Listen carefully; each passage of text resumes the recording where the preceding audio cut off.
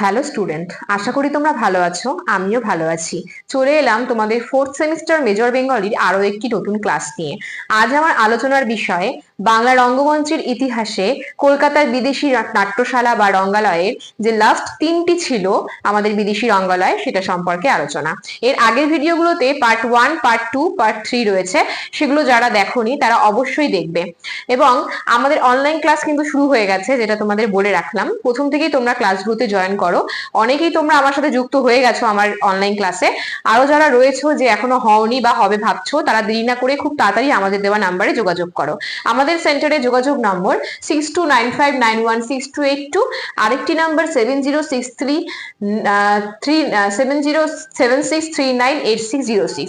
এই দুটো নাম্বারে ফোন করে তোমরা তোমাদের কোর্স ফিস যা কিছু জিজ্ঞাসা রয়েছে ডিউরেশন করে নিতে পারো। তাহলে দেখো, আজকে যেহেতু আমি লাস্ট যে তিনটা তোমাদের রঙ্গালয় রয়েছে সেই তিনটা রঙ্গালয় বলছি, তো এটা আমার হবে হচ্ছে কলকাতা বিদেশি রঙ্গালয়ের লাস্ট ভিডিও। এরপরে তোমাদের যেগুলো আরো থিয়েটার রয়েছে সেগুলো পরের ভিডিওতে আসবে। তো আজকে প্রথমেই দমদম থিয়েটার সম্পর্কে আলোচনা করব তোমাদের সামনে। আমাদের বিদেশি রঙ্গালয়ের মধ্যে দমদম থিয়েটার ছিল একটি উল্লেখযোগ্য থিয়েটার, এবং এর উদ্বোধন হয়েছিল 1817 সালে। এবং প্রতিষ্ঠাতা যিনি প্রতিষ্ঠা করেন তিনি হচ্ছেন চার্লস ফ্রাঙ্কলিন। ঠিক আছে, তাকে কিন্তু একেবারেই এই নাট্যশালার প্রাণ পুরুষ বলা হয়।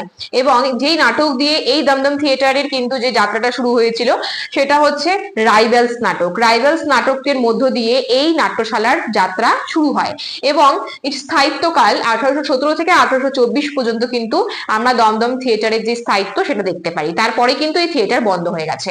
এরপরে যে নাট্যশালাটি রয়েছে আমাদের, সেটা হচ্ছে বৈঠকখানা থিয়েটার। বৈঠকখানা থিয়েটারের উদ্বোধন হয়েছিল 1824 সালে এবং এটি বন্ধ হয়েছিল 1829 সালে। যে নাটকের মধ্য দিয়ে এই নাট্যশালার গতি এগিয়ে যায় সেই নাটকগুলি হচ্ছে দি লাইন হোয়াইট এবং এ ট্রিপ টু ক্যালকালে। ঠিক আছে, এই দুটো নাটক হচ্ছে দি লাইন হোয়াইট এবং এ ট্রিপ টু ক্যালকালে। এই দুটো নাটকের মধ্য দিয়ে আমাদের বৈঠকখানা থিয়েটারের যে যাত্রা সেটা শুরু হয়েছিল। এরপরে শেষ যেটা রয়েছে নাট্যশালা সেটা হচ্ছে সা সুসি থিয়েটার। এই থিয়েটারের উদ্বোধন হয়েছিল 21শে আগস্ট 1839 সালে। যিনি প্রতিষ্ঠাতা ছিলেন তিনি হলেন স্টোকলার ও মিসেস লিচ। স্টোকলার এবং মিসেস লিচ নামে এই দুজন ব্যক্তি কিন্তু আমাদের এই যে কলকাতা বিদেশি নাট্যশালাটি রয়েছে সা সুসি থিয়েটার তার প্রতিষ্ঠাতা। এবং এই স্থানটা মানে কোথায় ছিল, এটা কোথায় অবস্থিত ছিল কলকাতার ওয়াটারলু স্টেট ও গভর্নমেন্ট হাউস স্টেট ঠিক একেবারে কোণে এই নাট্যশালার অবস্থান ছিল।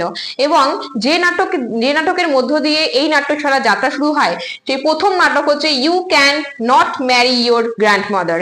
এই নাটকের মধ্য দিয়ে কিন্তু আমরা দেখতে পারি সা সুসি থিয়েটারের যে একটা যাত্রা সেটা শুরু হয়েছে। পরবর্তীতে যদিও আরো অনেক ধরনের নাটক হয়েছে, যেরকম আমরা বলতে পারি যে দি ওয়াইফ, মার্চেন্ট অফ ভেনিস, এইগুলো দিয়ে কিন্তু সা সুসি থিয়েটারে কিন্তু এই ধরনের নাটক অভিনীত হতো। এবার এই সা সুসি থিয়েটারের যে স্থায়িত্ব সেটা হচ্ছে স্থায়িত্বকাল 1839 থেকে 1849 সাল পর্যন্ত। এরপরে কিন্তু আমরা দেখতে পারি সা সুসি থিয়েটারের আর কোনো চিহ্ন ছিল না, সেটা বন্ধ হয়ে যায়। তাহলে দেখো, কলকাতা বিদেশি রঙ্গালয়ের মধ্যে শেষ তিনটা যে রঙ্গালয় রয়েছে অর্থাৎ দমদম থিয়েটার, বৈঠকখানা থিয়েটার এবং সা সুসি থিয়েটার, এটা ছিল আমার লাস্ট ভিডিও এখান থেকে। আর আগের ভিডিওগুলো যারা দেখুন তাদেরকে রিকোয়েস্ট করবো তোমরা অবশ্যই কলকাতা বিদেশি রঙ্গালয়ের টোটাল যে 9টা রয়েছে, এর আগে যে আরো 6টা রয়েছে সেগুলো অবশ্যই দেখবে, তারপরে এই ভিডিওতে আসবে, নাহলে কিন্তু কিছুই বুঝতে পারবে না। তাহলে চলো, আজকের ক্লাস আমার এখানেই শেষ হলো। দেখা হচ্ছে তোমাদের ফোর্থ সেমিস্টার মেজর বেঙ্গলি আরো একটি নতুন ভিডিও নিয়ে নতুন ক্লাসে। সুস্থ থাকো, ভালো থাকো, আমাদেরকে ভালোবেসে, আমাদের চ্যানেলকে ভালোবেসে আমাদের সাথে থাকো। ধন্যবাদ।